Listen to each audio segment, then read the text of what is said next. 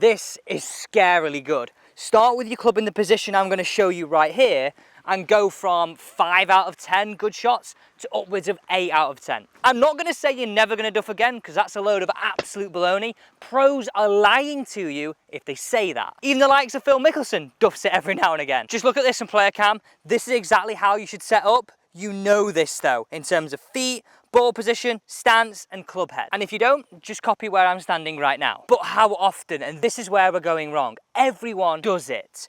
We rest our club, look at this, we rest our club on the ground. Now in my mind, if I'm doing that, my club is lower than the ball. So I just think I'm gonna hit up on the ball from there. Just think about this logically. My club is low, my ball is a little bit higher, my club's gotta travel up to hit it. And this is where your brain is playing tricks on you. And it's only natural to try and lift the golf ball up in the air from here.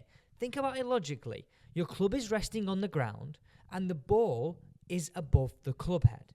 Your brain naturally wants you to lift. So this is why you can't get the spin that you've been dreaming of, and we've got the strikes like the fats and the thins. Now let me just show you this. Don't just take my word for it. Look at some of the top short game players in the world. Shane Lowry being one of them. He waggles the club for as long as possible, keeping the club head in the air for as long as possible, taking tension out the shot. Now I'm not leaving this video today until I prove to you this is the way you can face any short game shot out on the golf course, whether it's over a bunker, short-sided.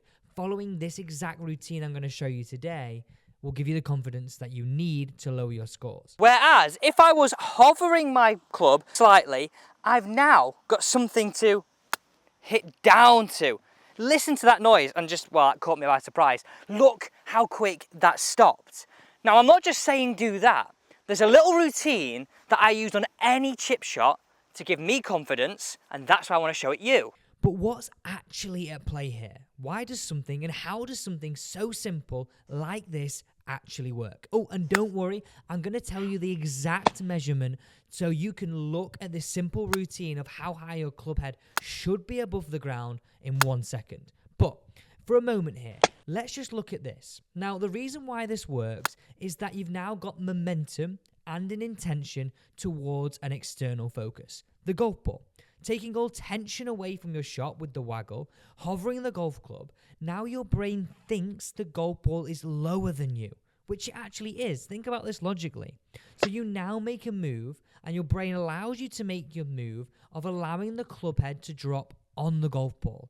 The key thing here I want you to look that's at play is that you're actually taking tension away from the shot, keeping things fluid.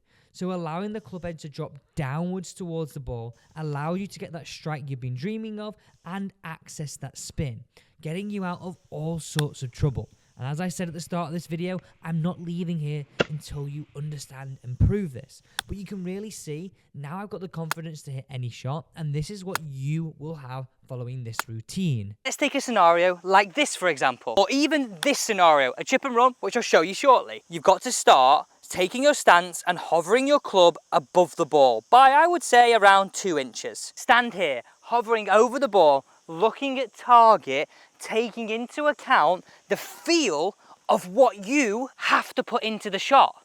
Every time everyone looks at the ball, this is telling you the story. Once you've done that, go to side of ball and hover just 1/2 inch above the ground. This is your starting point. I feel now I've got a point of contact to hit down to. Just look at the confidence, stand here, take your waggles, drop it down to 1/2 inch, hit down towards the ball. Just hear that noise, that thud, that solid contact, and that ball climbing the groove. By the way, how close have those two just finished? I need to go and see them, but I've got one more shot I need to show you. This is why it's so good. Any scenario, wherever your ball finishes, take your stance, hover in your club, thinking, looking, what you've got to put into the shot. Just think why this makes sense. You're getting more visual, less technical. Drop your club down 1/2 inch above. Play the shot.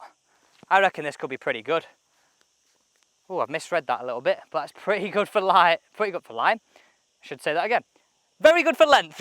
It's almost like I planned this. My point of this video was to give you the confidence that you would duff less, take that number to 8 out of 10. That is how you're going to get much better at chipping. And you know what, even if it's not close, we're avoiding a disaster. Thanks for watching.